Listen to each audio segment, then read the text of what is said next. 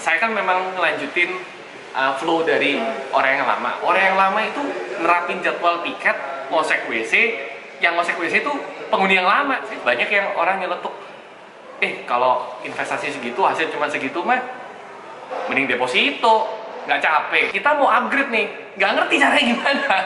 Kalau ada problem-problem, mesti nyelesainnya kemana kita nggak ngerti gitu. Kan kalau KSI ini kan kita nge-rebranding salah satu kos kita, investasinya kecil, jualnya mahal. Benefit dari komunitas itu mungkin bisa berkali-kali lipat dari seminar itu sendiri.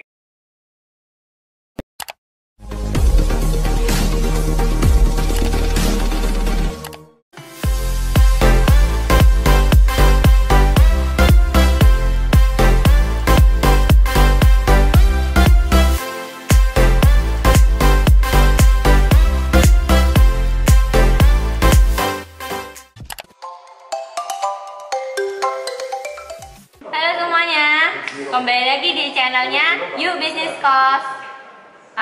Sekarang saya lagi bersama salah satu member KSI. Baru join ya kok ya. Perkenalan diri dulu kok. Nama saya Adit. Saya asalnya Surabaya. Kerjaan saya wira swasta. Pertama kali kok Adit tahu KSI dari mana? Saya lihat videonya Ko Iwan diwawancara sama Christina. Terus saya mulai dengerin tuh. Nah, kebetulan saya pribadi punya bisnis kos.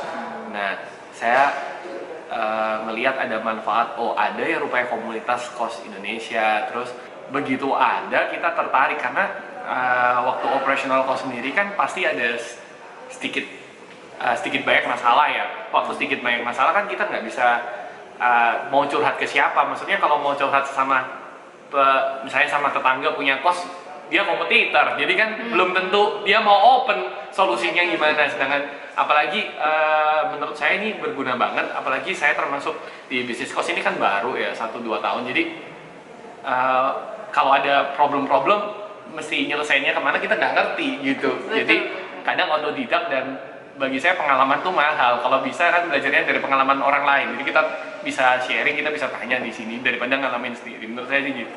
Bener, udah keburu rusak, baru bongkar lagi, uang lagi, belum tentu solusi yang kita mau kerjakan itu bener gitu ya. Iya, kurang lebihnya gitu.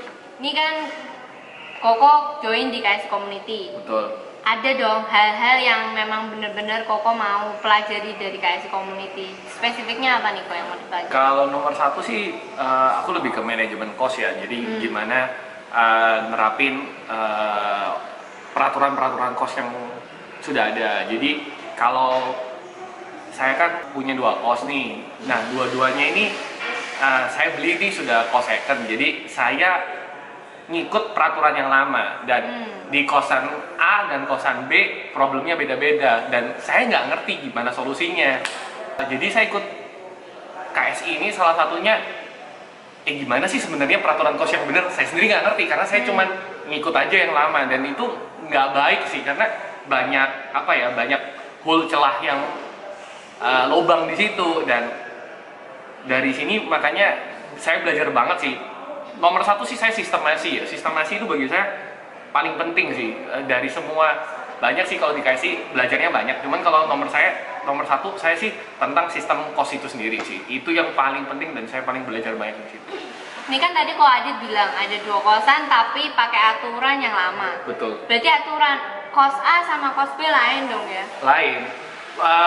Bener-bener lain. Jadi saya beli kos-kosan second, saya beli kos juga dari pemilik kos. Jadi saya menganut aturan yang lama. Jadi saya dulunya nggak mau ribet. Jadi pemilik kos yang lama aturannya gimana? Gini, ya udah saya ngikut aja. Saya juga yang kedua, pemilik kos yang kedua aturannya gimana? Kayak gini, ya udah saya ngikut aja gitu.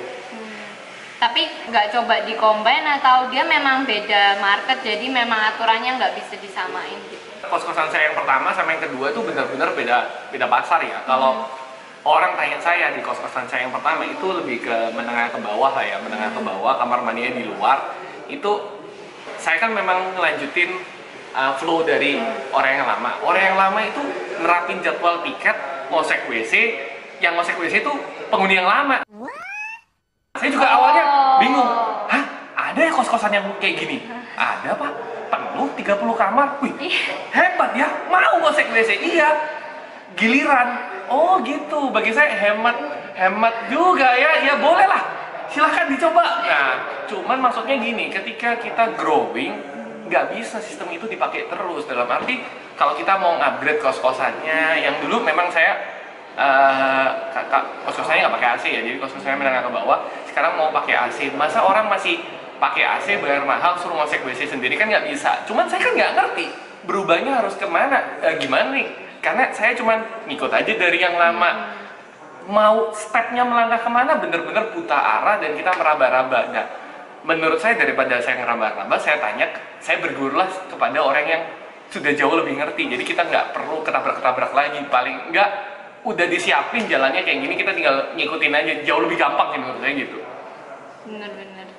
Berarti kalau itu kosan, satu kos 30 orang, terus per kamar itu disuruh kosek WC masing-masing gitu, yang ada di luar, tiket.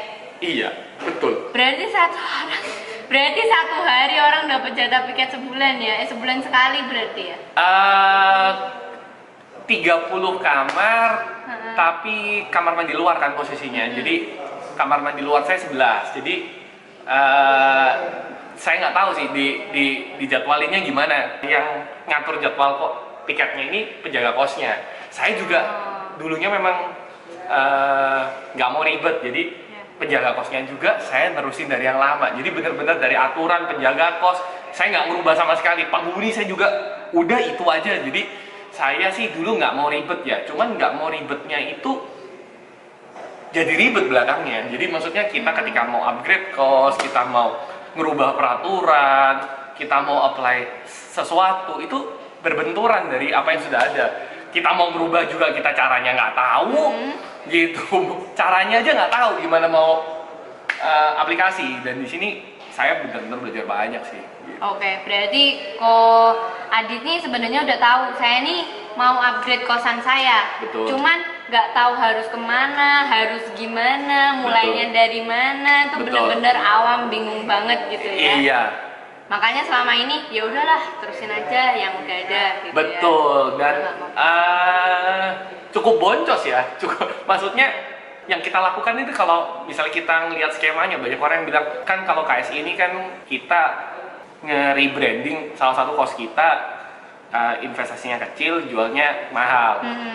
Iya. Saya nggak ngerti nih gimana caranya. Gimana?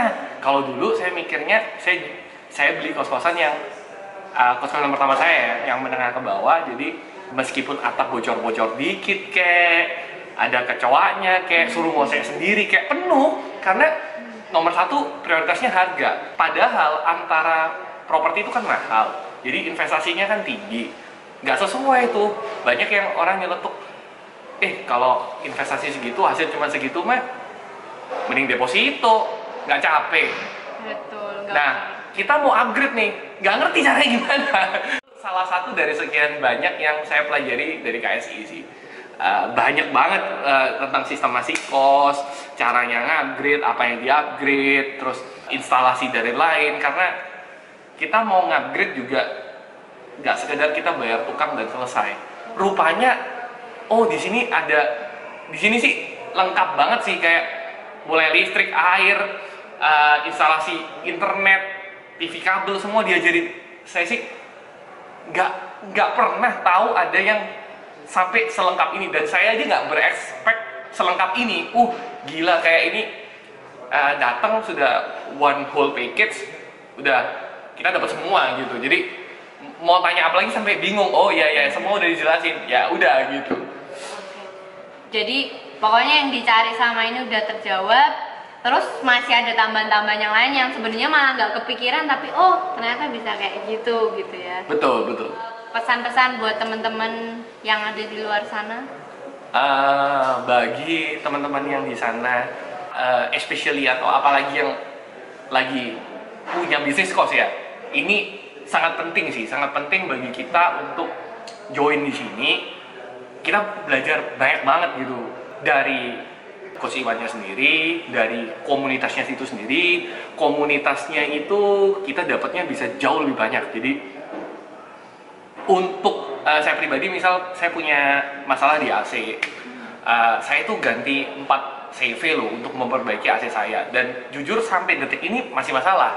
Tapi ada satu orang di komunitas ini rupanya yang pakar AC segitu hebatnya sampai semua empat kontraktor dan CV AC yang saya mikirnya karena dia kerjanya AC, dia capable di bidang itu ya. Cuman dia tidak bisa men-solve masalah ini. Dengan di KSI, kita karena basisnya community, wah ada satu orang yang jago banget di AC.